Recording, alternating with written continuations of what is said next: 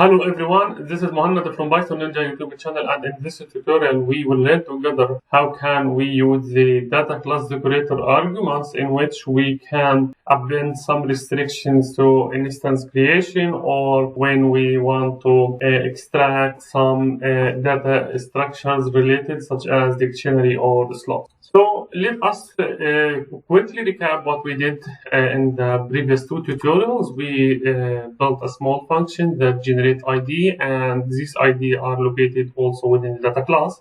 So we will start by importing random, and I will import also a string to create the function. And we will also import, or from data classes, I will import the data classes module, and I will also import field.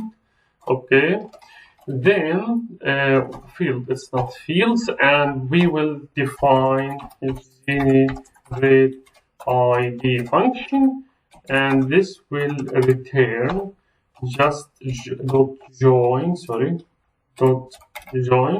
and in this random dot choices will work now, and I want to choose from the string dot ASCII capital letters or ASCII uppercases, and I want to use K7, which means that we will sample 7 letters to create an ID for the class that we will build now. And then we also used Decorator, and we said that we will have a separated tutorial related to the decorators, and when I want to build data class, I use the data class decorator without any argument, okay?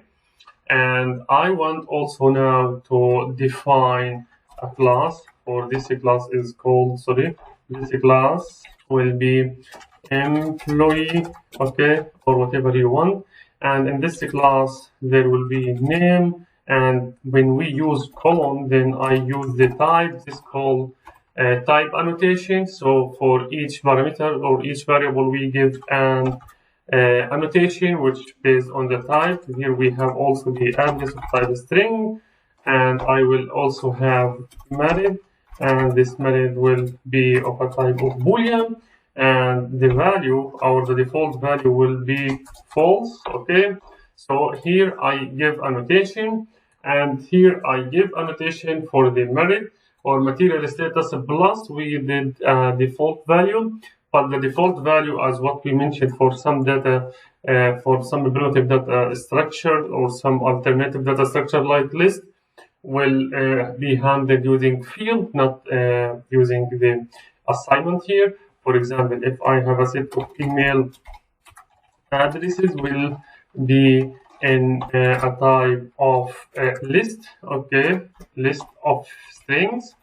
So inside this operator, there will be have list of strings, and the default value, as we learned together, will be field, and the default factory argument will be list. So please, if you have any confusion, go back to the previous two tutorials. And we also learned how can I make an ID, and I give the annotation of type of string, and that will be field, and this will be also in the init will equal false to not be considered with the constructor of the data class.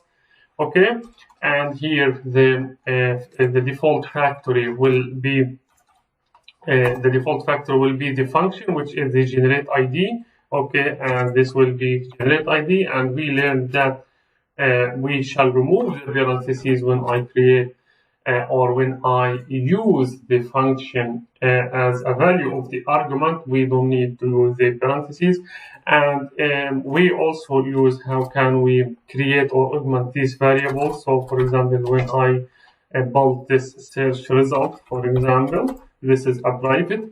This will be private attribute, and this will be of a type of string, and we said that it's a field, and I do not need also to include this in the constructor of the data class object. And in order to augment this variable or attribute based on the above attributes, we introduce what is called the post init, okay, gender, okay, and in this we will define self dot, and we agreed that we will use the same name here, the same name, and this will be an upper string, and we will use the name, and this name will equal self dot name, okay, dot name, and also we use the, for example, address, and this address will equal, okay, self dot address. Now we augmented, okay, the data by using post init, and we retrieve the value, or we will store the value in the self.search here. And now the time to create the instance. All of what I introduced so far already introduced in the previous tutorial, just to make a brief overview, and I introduce make object as a function in which we will create instance, this m1, and this will come from, sorry, employee, and based on that I want to submit the name is my, sorry, the name is my name, Mohammad, and I want to submit the second thing, the address. I can just say Milan, and I can leave the material status as it, but I am married, and the email address I can say, for example, am@am, okay, or at this.nl as like option, and at gmail for example .com, but that's dummy. I do not need to use Gmail. I want to use GM just for hiding this. And for the ID, it will come from the ID generator, and the search result will come later, and I will use the column here, and I can print the EM1 the instance I have, and later I want to make the recall or invoke for the function, and when I execute the function, then I can see that my instance comprising the name, the address, the material status, and search result, and we learn together that if I submit inside the search result the rubber, which will print the result to me, if I say the rubber will be false, then I will not see the search result within the output. Okay, now let us highlight what we will use after creating this instance. Based on this topic, we have some arguments that can be submitted inside the decorator, which is in the line number 10 here. I can open parentheses, okay. I can execute even with the open parentheses, I will have no problem, okay. And the first thing that we will learn together today is the arguments inside the parentheses. The first one is the keyword argument only.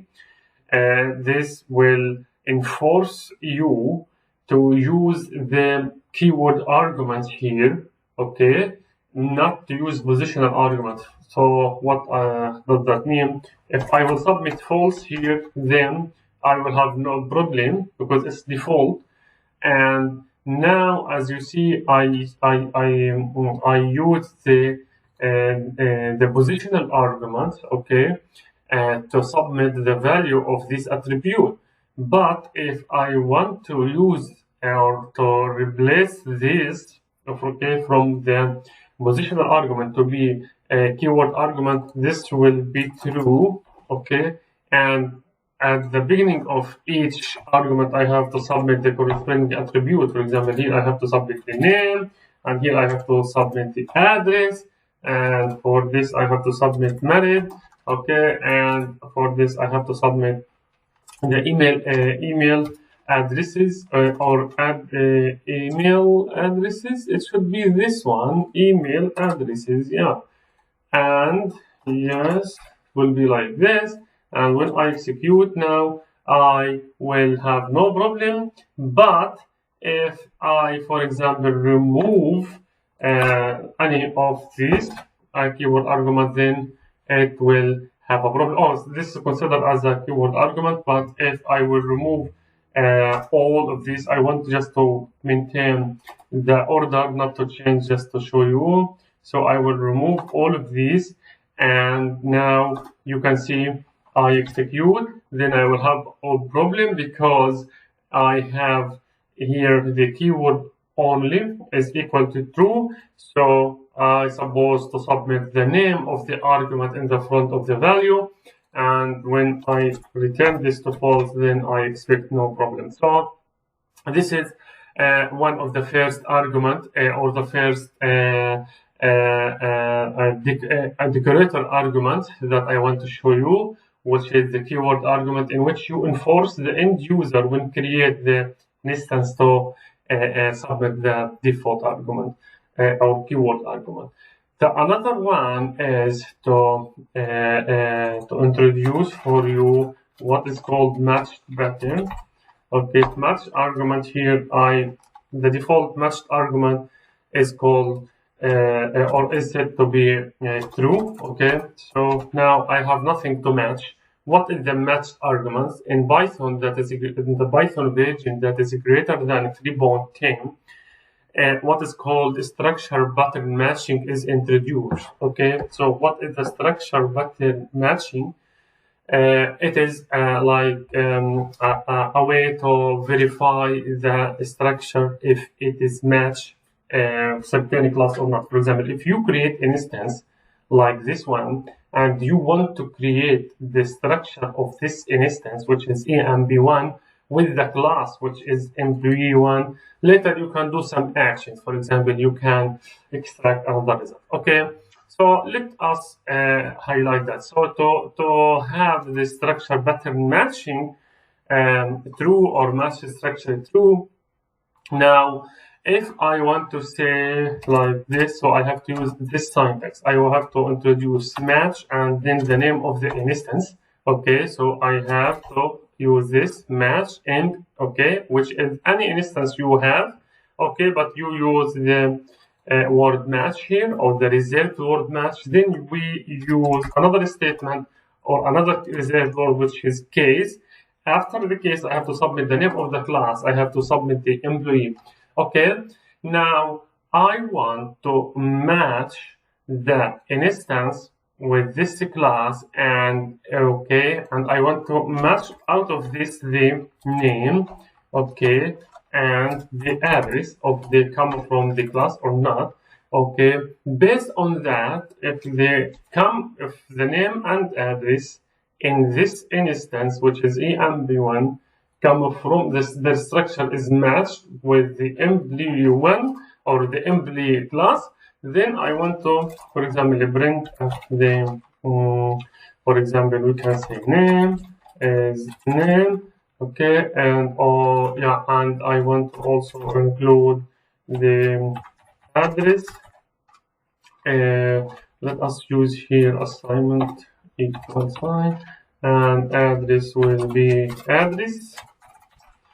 Okay, and when I execute this, I will see that the name is equal Muhammad, okay, and the address is equal Milan. So I matched, okay, the name and address, okay, in the instance, okay, and that is matched, and I printed the value of this matched arguments or matched variable, because the matched argument set to true. It's by default to true, but if I say, for example, false, when I execute this, what I will have here, I will have type error because employee, which is the class, accept 0 positional subpatterns to given, which is here. So I give 2 positional subpattern, or which is called subpattern. That is because I turned the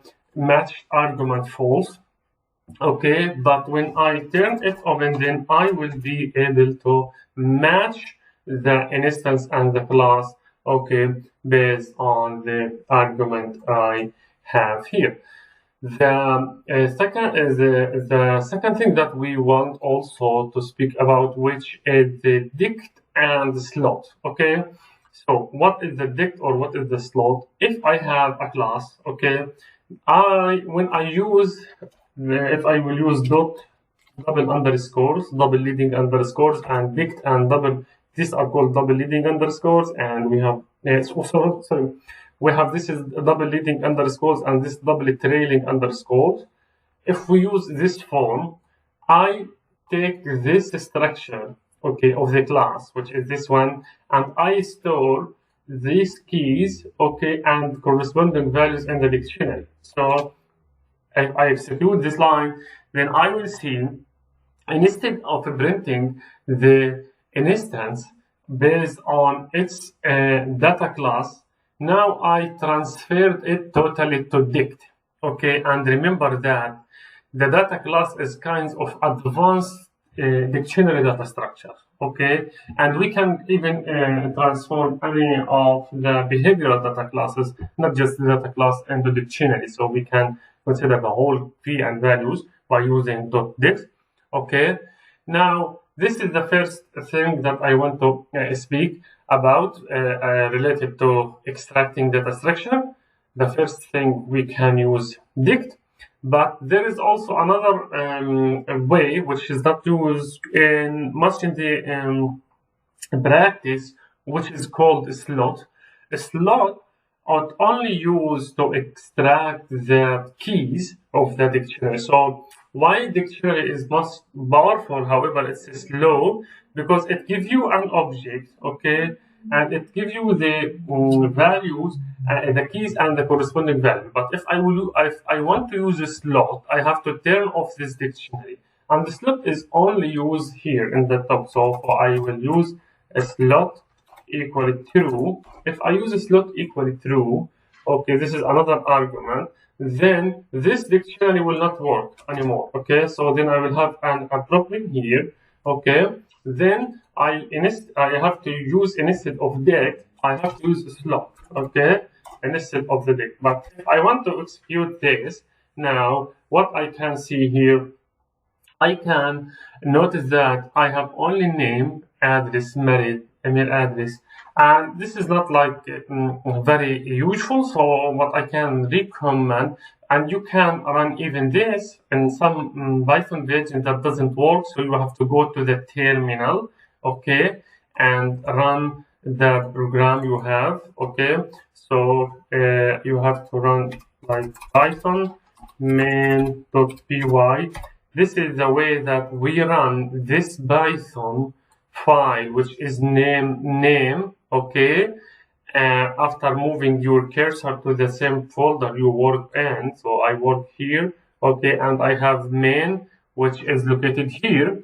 I can run this file, which contains these lines using this argument, and I will have here that name, address, married, the same thing.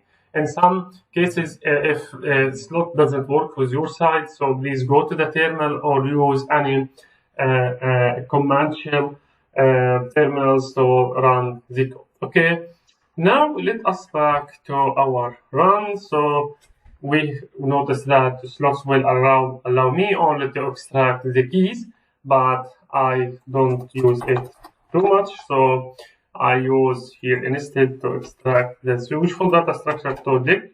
So if you have like hundreds or thousands of these instances, you can convert them to dictionary and store the data to that useful way. Then you can convert this structure easily to JSON type or data file or whatever you want to do. The last thing that I want to speak about for this tutorial, which is called frozen data class. What is the frozen data class? In some cases, you want to enforce like some restrictions when you create a class. Okay, so I think I introduced this. That's no problem. And we introduce also the match structure pattern matching, in which we use match and case. We match the instance and the class together. And I think that's enough. So the only thing that I want to keep is EMP1, okay, which is the class. Now, what is the frozen class? In some cases, after creating the instance like this EMP1, you want to enforce more restriction not to augment or change the data after creating the instance. For example, if I run this, then I will have this result here. I have the name is Muhammad, but I can easily change any positional argument as I want. All of these arguments can be changed except the ID, because I use this ID in it to be false. Okay. And what I want to do here, I want to, for example, change the emb.name, and the emb.name now it will become Mira, okay, and I will print this again, okay, and when we execute this, we can see that now I created the instance, I printed it, I changed the name, which is Mira now, and I printed it, and it's worked.